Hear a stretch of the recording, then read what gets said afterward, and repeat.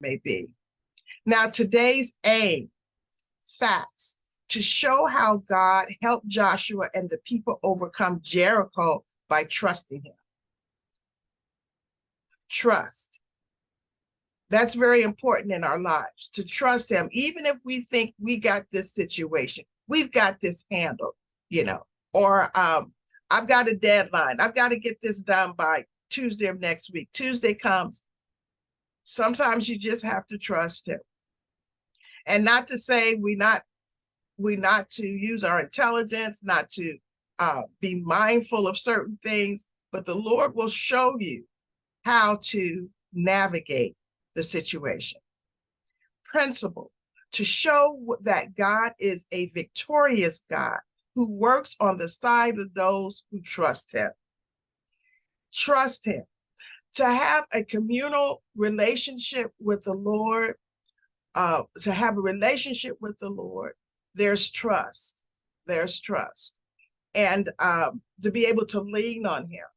You have spouses, there is a level of trust for one another, to be able to lean and depend on one another. Okay. Application, to teach that when we trust God, he will make us victorious. Just by trusting him, not venturing off and trying to handle the matter on our own.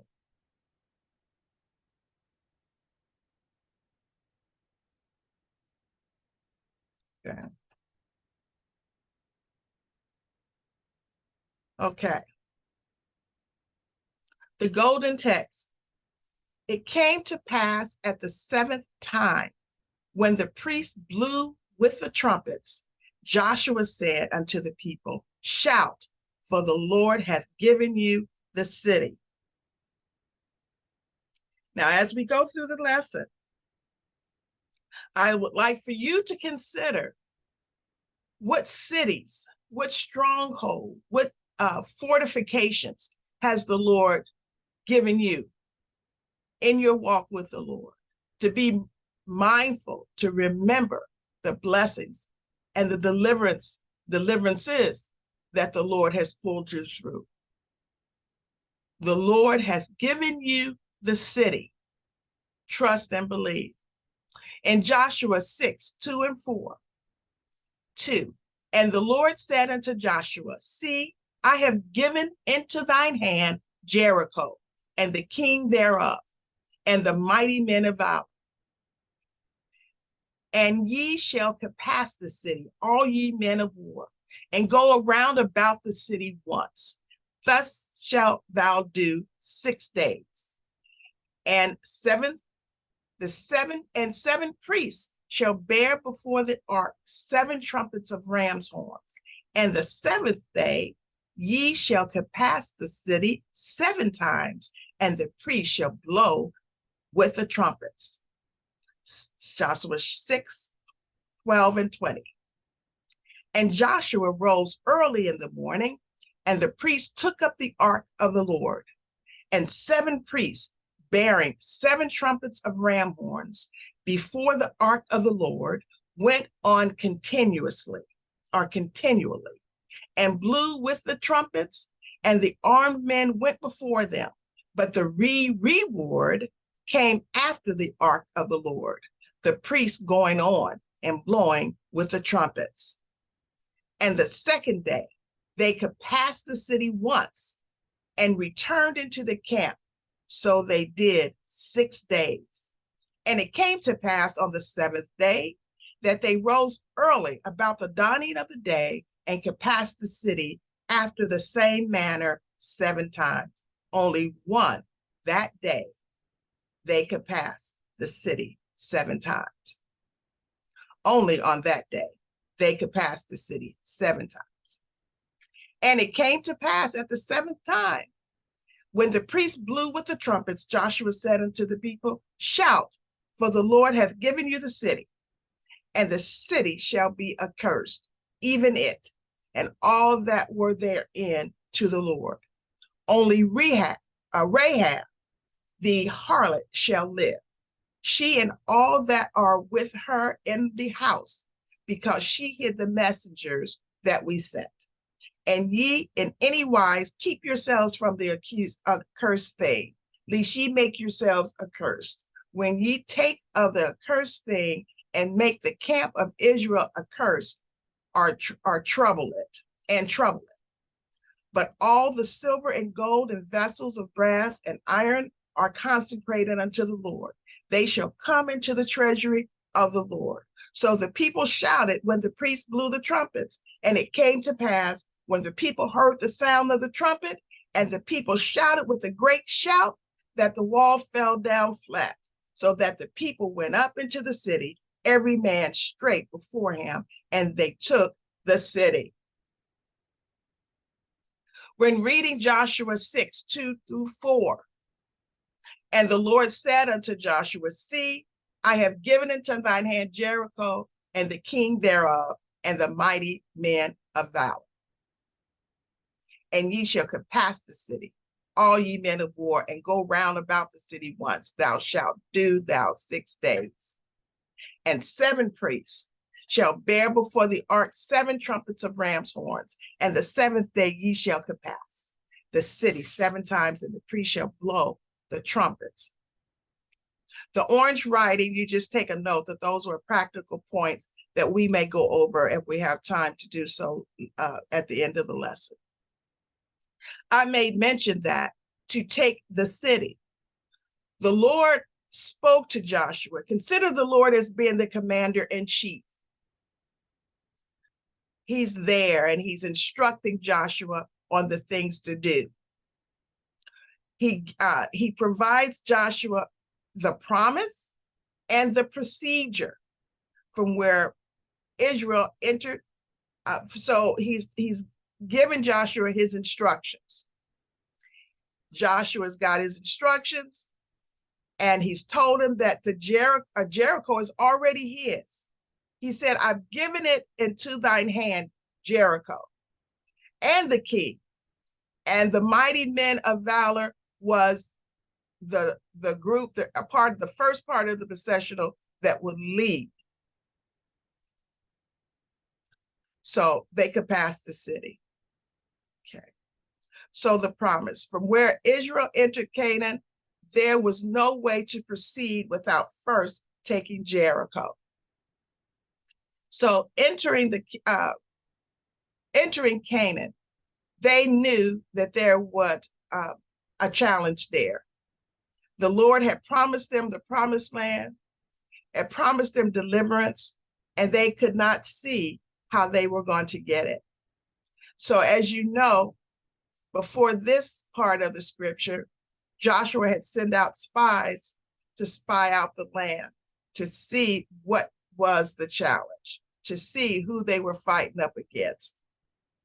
Okay. And there where he met Rahab, she hid the spies and kept them safe. But in their search and their spying out the land, they were able to see that the city was strongly fortified. And archaeologists said it was probably the most in all the land. Jericho was about 5 miles from the Jordan. This city was securely shut up. Nobody could get in or out. And like I said, archaeologists found remnants of the city. And they described that the city had a double wall. The outer wall was 6 feet thick, and the inner wall was 12 feet thick. And possibly Jericho was one of the oldest cities in the world. And its remains are still found in the mount called Tel Es-Sultan. Now, the orders given to Joshua was directly from God. However, before the orders were given, the Lord promised that Jericho had already been given to Joshua. There was no reason for Joshua to fear what he was facing because the outcome had already been determined. All he had to do was to be obedient in the time and way in which he moved forward. These little light bulbs were things that I was thinking about within this, the spiritual context of and the literal or the applicable context of these scriptures. I asked you earlier, what cities, what deliverances that the Lord had brought you through. Okay. Do we listen to his voice in prayer? Does he gives you directions? Are you obedient? Which is very important to living a successful and victorious life in this way. The processional order. We know that the warriors came first. The mighty men of valor, they came first. Okay. The priests. There were 7 priests, each with a trumpet of ram's horn, and they were instructed to blow them. Walk around the first 6 days, they would walk around the city blowing these horns continuously. Now the ark, the glory of God carried by 4 priests. In Exodus 25:10 and 14, you get further detail as the instructions on how the ark was to be carried. And the priests did that. They carried it correctly with 4 priests on each corner of the ark, and there were poles that was fed through rings that were located at each corner of the ark, and they held the pole. You weren't supposed to touch the ark itself. The reward, or the rear guard, was considered to be, in my findings, a curtain, and it was supposed to protect the ark from the rear. Note, the ark had to be carried a certain way with the proper instructions. When the proper instructions were ignored, as they were by David, Uzzah lost his life. And that's in 2 Samuel 6:1-11. These instructions is an example showing that the Lord is, the ark is an example that showed that the Lord is actually being carried into battle and is actually with the children of God. The ark held the glory of God. Jericho was no more than about 7 acres of land with a circumference of about half a mile. So this would not be, as the commentary said, the author of our Sunday school book. So this would not be all that difficult. The people in front would likely be back at their starting point in less than an hour. No regular weapons of war were going to be involved. The real battle, as our author said of the Sunday school book, said that the real battle with Jericho was not with the Canaanites, but with the Israelites, not with the wall of a city, but with the human heart. We will find that one of the Israelites in the camp disobeyed. So we may consider what was in his heart to do that. And what might we have done in the situation? What do we do in the situation that God is with us and perhaps we are not being obedient to his instruction? God was going to reveal himself once again as a faithful and trustworthy God. Faithful and trustworthy God. Okay. And I'm going to ask this again. What areas, what experiences, what challenges that are fortresses that you may have had to overcome that required your faith and trust in the Lord, knowing that he is faithful and trustworthy, that he is a faithful and trustworthy God.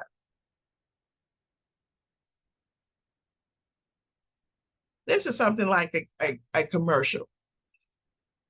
I thought I'd throw this page in here because I jotted down some of the promises of God. Nothing can separate us from God's love. Nothing. We can read more about that in Romans 8:3-38. everything will work out for good. You are a new creation. The promise of protection. Healing is yours. He will keep you in perfect peace. God will be near. Promise of prosperity and not harm. There is no condemnation. The promise of blessings. You have victory. Our trials have purpose. These are some promises. There are many, many, but these are 10 or so promises of God that you can depend and trust that the Lord will provide and will keep you.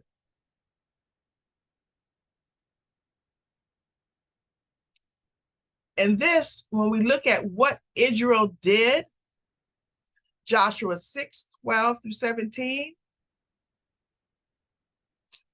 we know that Joshua rose early. The scripture says that Joshua rose early in the morning, and the priests took up the ark of the Lord. And 7 priests bearing 7 trumpets of ram's horns before the ark of the Lord went on continually and blew with the trumpets. And the armed men went before them. But the reward came after the ark of the Lord, the priests going on and blowing with the trumpets. And the second day, they could pass the city once and returned into the camp. So they did 6 days. And it came to pass on the 7th day that they rose early about the dawning of the day and could pass the city after the same manner 7 times. Only on that day they could pass the city 7 times. And it came to pass at the 7th time that the priest blew with the trumpets. Joshua said unto the people, shout, for the Lord has given you the city, and the city shall be accursed, even it and all that are therein, to the Lord. Only Rahab the harlot shall live, and all that are with her in her house, because she hid the messengers that we sent. The order of the march. So we can just vision our imagination that Joshua is getting all of the people in the camp up early. And Joshua is getting everybody in place to begin the march. I'm thinking, at what time did Joshua share the instructions to the people? Were they excited about getting organized and getting ready to march? Not to go to war, not to bring weapons or brand weapons, but to march around this great city. He called for the mighty men of valor as the Lord had instructed. These men were warriors and armed, but not armed in a way to fight in a battle. The 7 priests had prominent roles. The priests in the camp had prominent roles. They were instructed to blow the ram's horn trumpets during the entire time of marching, at least for the first 6 days. We learned in previous lessons that the blowing of a horn meant an announcement of someone of prominence, distinction, or power is coming. In this text, it proclaimed liberty, victory. It promised deliverances. It encourages the followers of Christ in their spiritual warfare. It encourages you in their spiritual warfare. So the ark, the Lord, God was right there in their midst in the battle. It was the Lord's battle. Who were these Canaanites in the city, within the city of Jericho? They were pagan. They worshiped pagan gods. And they turned away if they ever knew God, because when and reading their worship practices, you give a sense that they understood that there was one God, but they misdirected their worship elsewhere to pagans. The ark was placed in the center of the lineup and established the glory of God's actual presence. Okay. The center, the ark, the glory of God was placed in the center. You know, it behooves us to make the Lord in the center of our lives. The reward, which is mentioned twice in Joshua 6:9 and Joshua 6:13. The tribe of Dan, it marched last and gathered up whatever was left of others. Dan was one of the 12 tribes of Israel according to the Torah. The tribe of Dan were acknowledged for law and order, seafaring, and cunning. It's also the reward is referred to as the rear guard, a body of troops which collected the stragglers. Or sometimes it was referred, the reward was referred to as a detachment, referring to a substantial parterre of the host or a curtain hanging across a doorway. This detachment closed the processional and guarded the ark from behind. That's, you know, that's a deep dive right there in studying the meaning and the purpose of the reward. And then I bring this image again, the order of the march and the significance of the order, which is probably another deep dive study. Mighty men of valor are first, and I imagine that they're up here. If we're allowed to just use this diagram or this picture to help us imagine what it might have looked like. You've got them in the front, followed by the priests blowing the ram's horns the first 6 days continuously. The ark in the center, because then you have the troops behind the ark following up the rear. Okay. And you see the poles where the men are touching the poles. They're not supposed to actually touch the ark. This was a spiritual venture rather than a military one. 4 priests would have been carrying the Ark of the Covenant by the 2 poles that ran through the rings on the corner. As stated earlier, the first 6 days they blew their horns continuously. The 7th day they waited for the signal after circling the city 7 times. Let's think about this. I got a light bulb there. Let's think about this. Okay, the first day we walked around. The second day, 3rd, 4th, 5th, and 6th, nothing has happened. I just know I'm getting up early in the morning, walking around this city. And the amazing thing is everyone did it. Everyone was unified.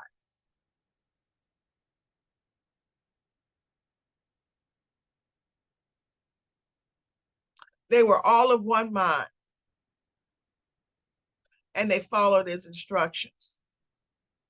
I'm wondering if Joshua gave everyone the instructions one-on-one, or did he have leaders which had groups of people that had to give the instructions. It's important to be able to listen to leaders and at the same time pray for them, and not try to put in what you think it should be, or what you think how it should go, because you have to remember there is, you know, the preacher, the leader assigned to that section, that you have to trust that they're getting their instructions from a leader that's also getting their instruction from the main leader, the Lord, if that makes any sense.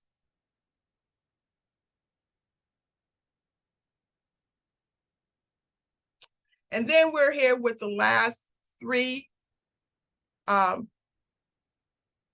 verses, Joshua 6:18-20, what Israel experienced. And ye in any wise keep yourselves from the accused thing, lest ye make yourself accused when ye take of the accused thing, of the accursed thing, and make the camp of Israel a curse and trouble it. But all the silver and gold and vessels of brass and iron are consecrated unto the Lord. They shall come into the treasury of the Lord. So the people shouted when the priest blew with the trumpet, and it came to pass when the people heard the sound of the trumpet, and the people shouted with a great shout, that the wall fell down flat, so that the people went up into the city, every man straight before him, and they took the city. In these detailed instructions, we see that every material item in the city, with one explicit exception, was under God's ban and doomed for destruction. Nothing was to be taken by anyone in Israel. Joshua warned that if anyone took anything that was accursed, that person too would become accursed. Everything in Jericho was doomed and intended for extermination. Keep promise to Rahab and her family by saving them. All the gold, silver, bronze, and iron articles were to be sacred to the Lord and brought into the treasury. Anyone taking anything from there would be doomed as well. We do have one person in the camp. The disobedience of anyone in the camp would also affect everyone.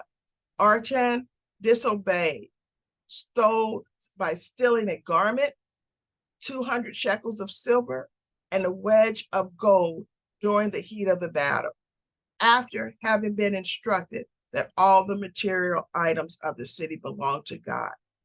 Was accursed, doomed, and devoted. There's at least 2 or 3 conversations here when reviewing these details. Joshua, and I think I want to mention this before I not, is that Joshua kept Rahab's promise, kept the promise he made to Rahab and her family. How important is it to keep a promise? If we're trusting that the Lord keep his promise to us, that the Lord is faithful and we could trust, and the Lord is faithful and he's trustworthy, how much more should we keep a promise to one another?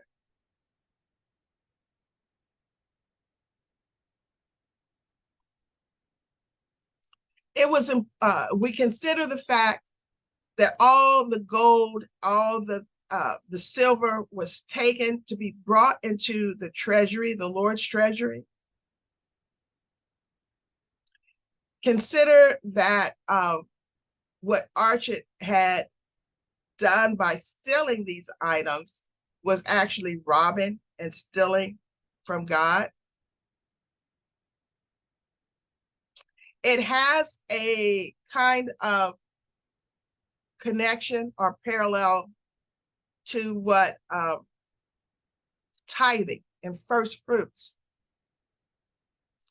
When we don't give, when we don't tithe, we're actually robbing God.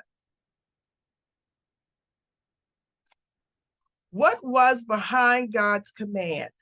He was making it clear that he wanted Israel to have nothing to do with pagan living. He does not want us to live as the world live.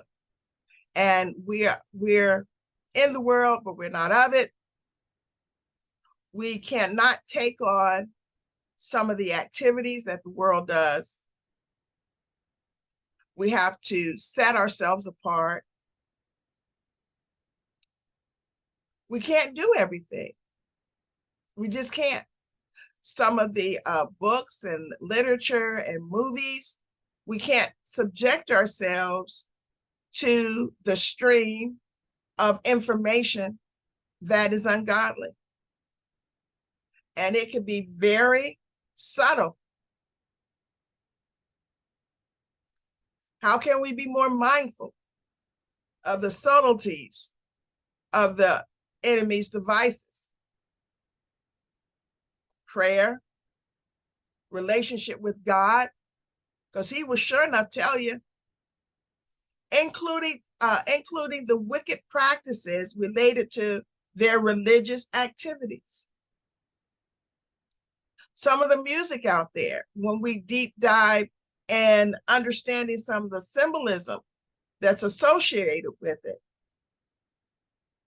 we have to be mindful, we have to be cognizant of how we're talking to our children, our grandchildren, about some of these subtleties.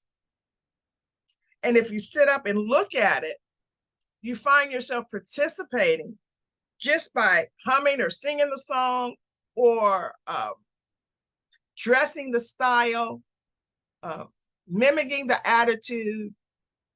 That's ungodly. And it's so subtle, you may not even know it. So we have to separate ourselves. God's people need to be separated from worldly activity. We serve the same God who required Israel to be a pure relationship with him. Secondly, the principle of first fruits is obvious. This is the broad principle that from our every gain, we should give God the first portion. This is behind tithing and is seen in many of the Pentateuch's commands. This first city was to belong entirely to God, to do what as he wanted. Later victories, as the author of this lesson said, would not have such requirements attached to them. All right. As we complete the lesson, we know that in Joshua 6:20, the blast sounded. This is the seventh time. And they're walking around this wall. On this particular day, the seventh day, they have to walk around the wall 7 times. Did the people know they were going to walk around 7 times? Maybe so. But still, nothing is happening. So after the 7th time, and the priests are blowing their horns, he makes the command to blow, the wall falls. It collapses. The blast sounded and an earth-shattering yell arose from the marching crowd, which probably immediately stopped moving and stood in place, ready to charge into the city. The huge wall of Jericho began to crumble to the ground and was soon lying flat. God had just manifested himself in a way never seen before. So when the priests blasted on the trumpets, the people gave a loud shout. That shout reverberated through the hills around, startling wild animals and terrorizing the dwellers of Jericho and their homes. At that moment, the wall of Jericho, obeying the summons of God, collapsed, fell in its place. This great Almighty God of Israel is also our God today. So, God, who loves us so much that he wants us to have the victory in every situation, in every aspect, every time in our lives. But when we disobey him, we delay the issues, when we pick it up and want to do it ourselves, you know, we find what we think is a low interest loan and it comes out to be worse than before. Joshua obeyed God in the most minute details. Has God ever asked you to do something that seemed trivial or frivolous? Are we brave enough to tell others that God is with them in a battle? We, people around us, and we have suffered so much loss. And having experienced loss, it takes you to different areas that you've never been before. In terms of feelings, emotions, about maybe even family members. Yeah, it takes you there. Grieving process is different for everybody. Yeah. What you have brought all, okay. Would you have brought all the gold, silver, bronze, and iron articles back or kept anything for yourself? Would you have obeyed? What temptations might they have faced as they continued to march around Jericho and then back to the camp for 6 days? Temptation. Oh, I'm going to sit this one out. Nothing happening anyway. Y'all go ahead and do what y'all do. What temptations might, you may have experienced? And I hope we get to talk about these ideas. So here's a short review of the lesson. The questions is to my left, answers to the right. Where were Joshua's orders from? And of what did they assure himself? And of what did they assure him? Okay. We know that the orders came directly from the heavenly headquarters and the Father himself before specific instructions were given. The Lord had promised that Jericho had already been given to Joshua before even the instructions were given, even before he told him how to do it. He told him that Jericho was already in his hand. He just had to yet believe and trust. And I believe Joshua did. I believe the people in that particular instances did believe him. I'm not sure the people with Joshua at that time experienced the depth of deliverances that their fathers and that their parents and their grandparents had experienced. Because by the time they had gotten to the valley of Jordan, the Jordan Valley rather, all of those people, most of them, if not all, had already passed, had already died out. They didn't have the experience of the Red Sea, but they had the experience of the Jordan River drying up to cross. And at that time, it was probably a lot of water and clean. Not today. I'm just looking and reading about the Jordan River today. It's much different. Okay. But even if it wasn't, the Jordan River had dried up enough for them to walk across it, which, we in our studies, we read that it was a sign of baptism, going through the water. What was the Lord's unusual military approach to Jericho? God's plan was for the armed men and 7 priests with ram horns to march around the city once each day for 6 days, and on the 7th day, march around the city 7 times. What would this battle strategy ultimately teach Israel? I'm gonna go ahead and read the questions and see if anybody else wants to go over the answers and What was the order of march the Israelites were to establish? What was the order? We've talked about the order a couple of times in the lesson already. Okay. What was significant about the positioning of the priests and the ark in the march? We talked about the priests having prominent roles and the ark being pretty much in the center of the activity. The importance of, we might want to discuss the importance of the ark, the tabernacle. 6, what was different about the marching orders for Israel on the 7th day? We talked about on the 7th day, they walked around Jericho 7 times and then blew their horns. What would signal the time to shout? When they heard the blast of the horn, they were to shout because God had already given them the city. When they heard the horn, they were then to shout, because on the 7th day, they weren't continuously blowing their horn. They only blew the horn after the 7th lap. Okay.